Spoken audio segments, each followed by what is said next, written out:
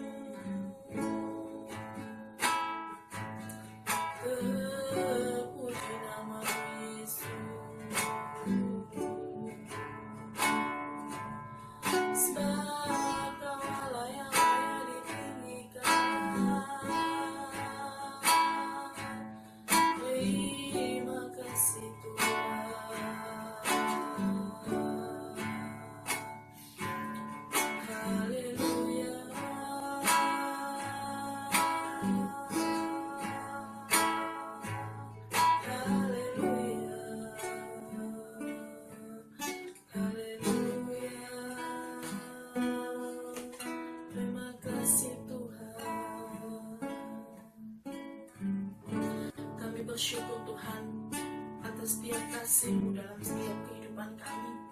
Kami bersyukur hingga pada sore hari ini Engkau masih mengumpulkan setiap kami, Engkau mempertemukan kami Tuhan.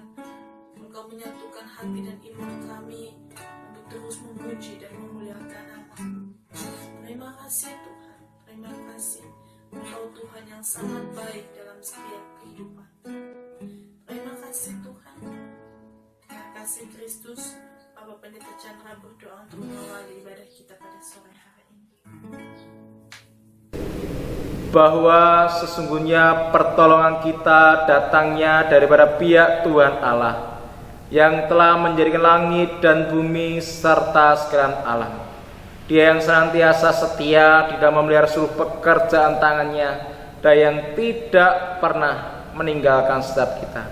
Kiranya turunlah atas setiap kita pada sore malam hari ini dan anugerah dengan berkat, dengan damai sejahtera, dan kekuatan, kuasa, dan penyembuhan, pemulihan yang berasal daripada Allah Bapa, Allah Putra, Allah Roh Kudus dalam nama Tuhan Yesus Kristus. Tercurahlah berkat demi berkat untuk setiap kita pada saat ini. Kami berdoa untuk bangsa dan negara kami di tengah-tengah kondisi COVID-19 ini. Kiranya Tuhan boleh memberkati, mengurapi ya Tuhan, dan biarlah bangsa kami boleh terselamatkan dari wabah ini dan semuanya boleh berangsur-angsur baik. Berkati Pak Presiden Jokowi dengan seluruh jajaran anggota Menteri Kabinet, Tuhan berkati supaya boleh menelurkan kebijakan-kebijakan yang satu suara untuk membawa bangsa kami lebih baik lagi. Berkat boleh ada juga untuk para dokter, relawan, semuanya Tuhan berkati. Kami juga berdoa menyerahkan ibadah kami dari awal pertengahan sampai ke nanti dalam tamu. Kiranya Tuhan memimpin jalannya ibadah kami, berkati untuk alat-alat yang kami pakai. Biar Tuhan memberkati, baik itu handphone, laptop, atau internet yang ada. Tuhan berkati di dalam nama Yesus. Haleluya, amin. Persiapkan hati kita untuk mendengarkan firman Tuhan. Kiranya firman Tuhan hari ini memberikan kekuatan dalam setiap kehidupan kita.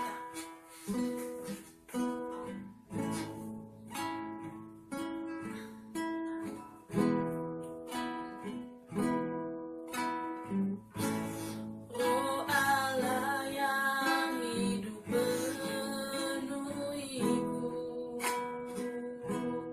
Roh Allah yang hidup pulihkanku.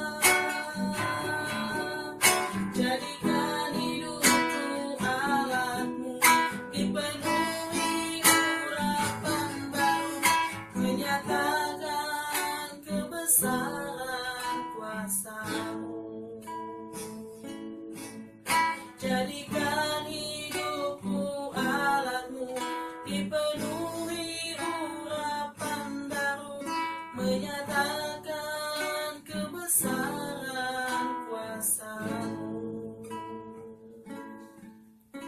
Saat ini Tuhan, kami mau siapkan hati kami untuk mendengarkan firman-Mu. Berbicaralah kepada kami, berbicaralah dalam setiap hati kami. Berkati urapi hamba-Mu yang akan menyampaikan firman-Mu Tuhan. Terima kasih Tuhan, Di dalam nama Tuhan Yesus Kristus kami berdoa dan mengucap syukur. Haleluya. Amin. Ya, Bapak Ibu sudah bersama-sama memuji Tuhan. Tiba saatnya kita untuk bersama-sama merenungkan sabda firman Tuhan yang terambil dari kitab Amsal pasal 30 ayat yang ke-27. Amsal 30 ayat yang ke-27. Saya akan membacakan untuk kita, Bapak Ibu. Amsal pasal 30 ayat yang ke-27. Belalang yang tidak mempunyai raja, namun semuanya berbaris dengan teratur. Saya akan ulangi sekali lagi. Belalang yang tidak mempunyai raja, namun semuanya berbaris dengan teratur. Kita berdoa. Sukai bersyukur Tuhan masih memberikan kami waktu dan kesempatan untuk kami boleh beribadah. Kami saat ini mau merenungkan sabda firman-Mu. Kiranya firman-Mu Tuhan boleh perdengarkan kepada setiap kami. Hamba-Mu menyerahkan untuk setiap jemaat-jemaat yang ada dimanapun mereka berada, kiranya diberikan anugerah hati yang haus dan lapar akan kebenaran firman-Mu. Hamba-Mu hanya manusia biasa, penuh dengan keterbatasan kelemahan, kiranya Roh Kudus boleh memberkati mengurapi hamba-Mu dalam nama Yesus. Haleluya. Amin. Bapak Ibu yang dikasihi Tuhan, pada kesempatan sore malam hari ini kita akan melanjutkan pembahasan kita berkenaan dengan rangkaian daripada Amsal pasal 30 ayat yang ke-24 sampai dengan ayat 28. Sebagai flashback review Bapak Ibu, bahwa berdasarkan ayat 24 ada 4 binatang yang terkecil di bumi tetapi yang sangat cekatan. Ada 4 binatang terkecil yang terlemah tetapi mereka sangat cekatan. Bapak Ibu bersama-sama telah mendengarkan pemaparan khotbah mengenai ayat 25-nya tentang semut, ayat 26-nya tentang pelanduk, dan ayat 27 ini kita akan bersama-sama membahas dari sosok yang namanya belalang. Dan di waktu kemudian kita akan melihat tentang cicak, Bapak Ibu. Jadi ini rangkaian daripada 4 binatang terkecil tetapi mereka cekatan. Jadi seringkali Bapak Ibu, sebagai flashback Bapak Ibu, Tuhan seringkali mengajarkan kepada manusia untuk kemudian belajar dari yang namanya tingkah laku hewan, daripada karakter hewan, supaya daripada karakter tingkah laku hewan itu kemudian bisa diambil pelajaran, supaya bisa memberi yang namanya sebuah pengetahuan kepada manusia, supaya manusia mencontoh teladan daripada binatang itu. Dan seringkali apa yang dilakukan oleh binatang itu lebih bijak, apa yang dilakukan oleh binatang itu lebih hebat dibandingkan apa yang dilakukan oleh manusia. Oleh karena itu manusia memang harus mau merendahkan hatinya, mau belajar daripada sosok binatang ini. Belalang Bapak Ibu termasuk di dalam kelompok yang namanya kelompok serangga. Jadi belalang ini salah satu kelompok bagian daripada serangga. Belalang sendiri di dalam Wikipedia Bapak Ibu, jenisnya sampai hari ini kurang lebih ada 800 jenis belalang. Baik yang ada warna hijau, baik ada yang warna coklat, ada yang warna macam-macam. Baik ukuran paling besar adalah sekitar 15 cm sampai yang paling kecil itu ada sekitar setengah cm Bapak Ibu. Jadi ini belalang itu macam-macam. Dan yang menarik adalah sosok belalang ini seringkali dipakai oleh Tuhan untuk menggambarkan hukuman yang diberikan Tuhan kepada manusia. Bapak Ibu bisa melihat pada waktu Tuhan menghukum bangsa Mesir, salah satu tulahnya adalah Tuhan mengirimkan yang namanya belalang. Demikian juga Bapak Ibu kalau melihat di dalam kitab Yoel, hukuman Tuhan salah satunya adalah juga berkenaan dengan binatang yang namanya belalang ini. Jadi seringkali memang belalang ini kemudian dijadikan sebagai simbol hukuman Tuhan kepada umat Israel. Tetapi mari saat ini kita belajar bersama-sama daripada sosok belalang ini bukan sebagai sebuah hukuman daripada Tuhannya, tetapi bagaimana sisi positif yang dimiliki oleh belalang ini yang perlu kita pelajari bersama-sama. Di dalam ayat firman Tuhan ini ayat 27 dikatakan bahwa belalang yang tidak mempunyai raja berbeda dengan semut yang sama-sama di dalam family yang namanya serangga Bapak Ibu, ataupun yang namanya lebah, baik itu semut maupun yang namanya lebah, seringkali di kelompok mereka, di koloni mereka, mereka punya yang namanya pemimpin, entahkah ratunya atau yang namanya pemimpinnya, di mana ratu itu atau pemimpin itu yang kemudian mengkoordinasi atau memberikan perintah dengan bahasa yang masing-masing untuk kemudian memerintahkan bangsa semut atau bangsa lebah untuk melakukan pekerjaan-pekerjaan tertentu. Tetapi yang namanya belalang ini, ternyata belalang ini tidak memiliki sosok yang kemudian diangkat menjadi sebuah pemimpin atas kelompok. Jadi belalang ini punya keistimewaan adalah apa?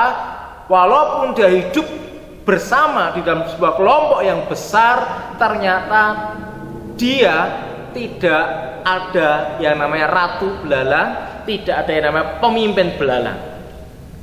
Jadi ini memang keunikan, ini memang sebuah hal yang menarik dari sosok yang namanya belalang ini. Tetapi yang luar biasa adalah ada kata namun. Semuanya berbaris dengan teratur. Jadi walaupun mereka tidak mempunyai raja, mereka tidak mempunyai ratu, mereka tidak mempunyai seorang pemimpin yang memerintah atas mereka, ternyata Bapak Ibu, belalang-belalang ini mereka hidupnya berbaris dengan teratur. Jadi kalau misalkan mereka kemudian menyerang sebuah ladang, menghabiskan ladang, mereka tidak kemudian saling memakan satu dengan yang lain, tetapi kemudian mereka akan berdatangan secara bergelombang. Di gelombang pertama akan memakan makanan yang mereka bisa makan. Kalau misalkan tidak dihabiskan oleh kelompok yang pertama, akan kemudian datang kelompok kedua, gelombang yang kedua, kemudian gelombang ketiga dan seterusnya sampai kemudian ladang yang mereka serang itu habis. Jadi ada semacam ada semacam orderan, ada semacam keteraturan yang mereka miliki. Jadi hal yang pertama yang kita bisa pelajari dari sosok belalang ini adalah bagaimana belalang ini walaupun mereka tidak mempunyai pemimpin, mereka hidup di dalam keteraturan, hidup dalam kedisiplinan. Itu yang pertama. Mari coba kita bandingkan dengan manusia. Di tengah-tengah kondisi COVID-19 ini Bapak Ibu, dengan jelas sebenarnya pemerintah sudah menganjurkan yang namanya semacam langkah-langkah pencegahan corona ini. Ada prosedur-prosedur kesehatan yang kemudian diwartakan kepada orang-orang, kepada masyarakat supaya masyarakat tidak tertular oleh COVID. Hal yang sederhana adalah bagaimana orang-orang diminta untuk kemudian rajin cuci tangan, menggunakan sabun, atau kemudian kalau tidak ada sabun pakai hand sanitizer. Kemudian kalau keluar rumah pakai yang namanya masker. Kemudian paling tidak harus jaga jarak antara 1,5 meter sampai 2 meter. Kemudian harus diminta supaya kalau misalkan dirinya terpapar COVID itu diminta untuk karantina mandiri. Tetapi aturan yang kemudian sudah ditetapkan oleh pemerintah hari-hari ini ternyata banyak dilanggar. Saya di Kota Salatiga ini melihat kalau misalkan sore hari saya harus keluar rumah, kemudian lewat ke jalan protokol seperti Jalan Jenderal Sudirman, Bapak Ibu, banyak orang mulai berkerumun. Banyak orang kemudian keluar tanpa memakai masker.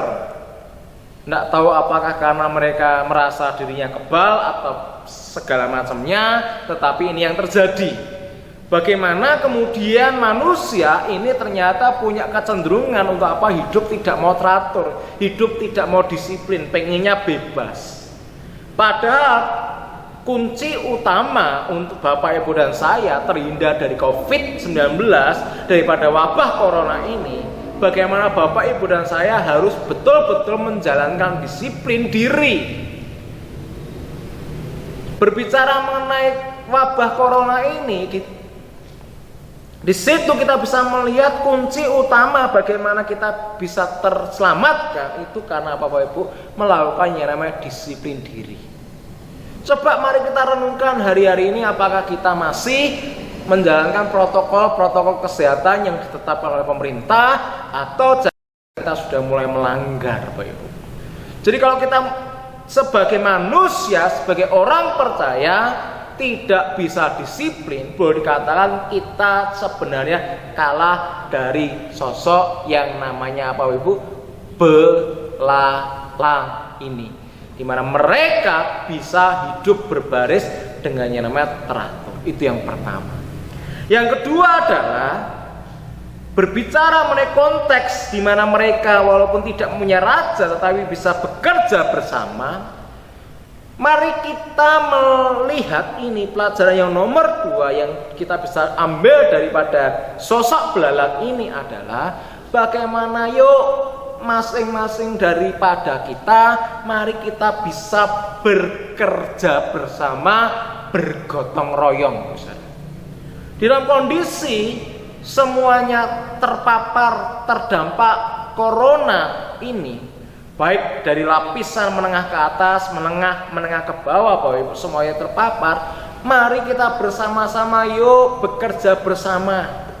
Tinggalkan ego, tinggalkan yang namanya dendam, benci. Mari kita bisa bekerja bersama. Sama seperti belalang ini. Kalau Bapak Ibu yang suka nonton film superhero, Bapak Ibu, kalau dekade yang lalu, sekitar 2 dekade yang lalu, film-film yang namanya Superman, Batman, Spiderman, Bapak Ibu, seringkali tokoh-tokoh superhero itu ditampilkan sendiri. Ada film yang namanya film solo, muncul masing-masing muncul sendiri.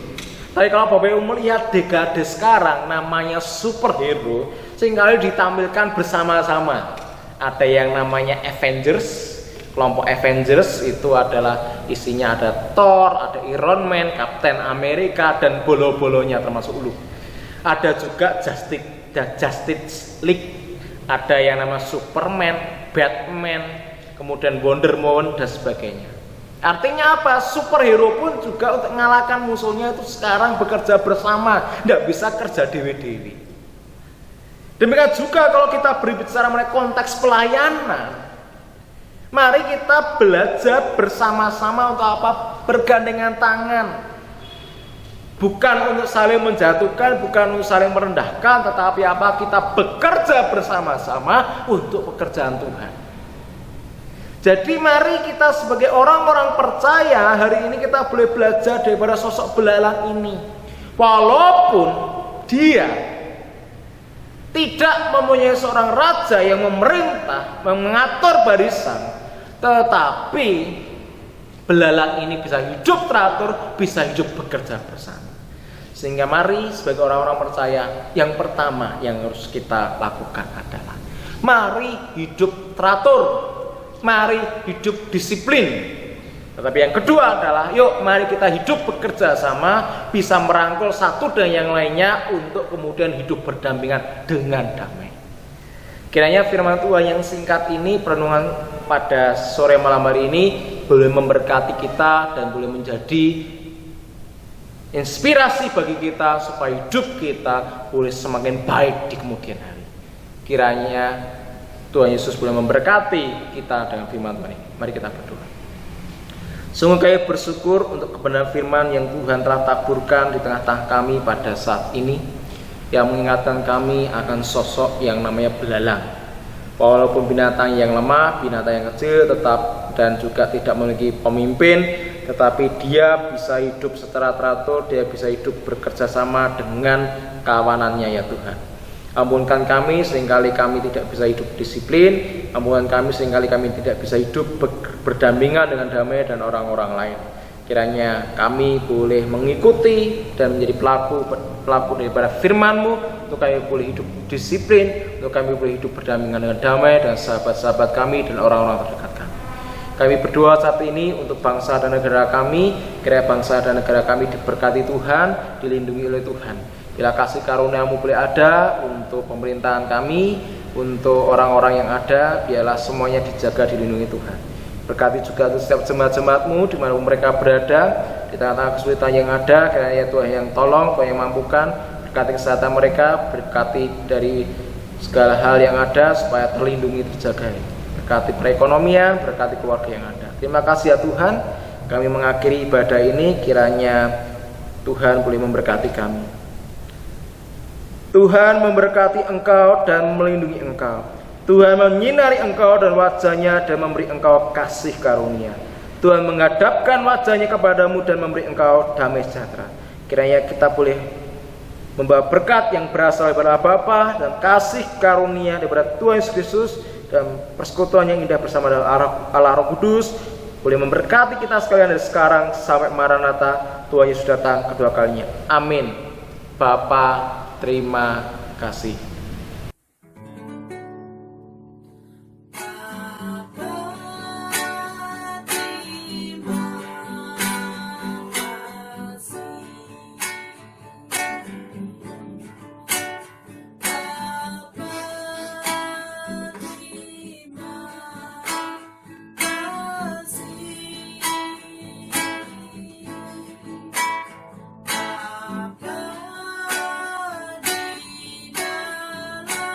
Su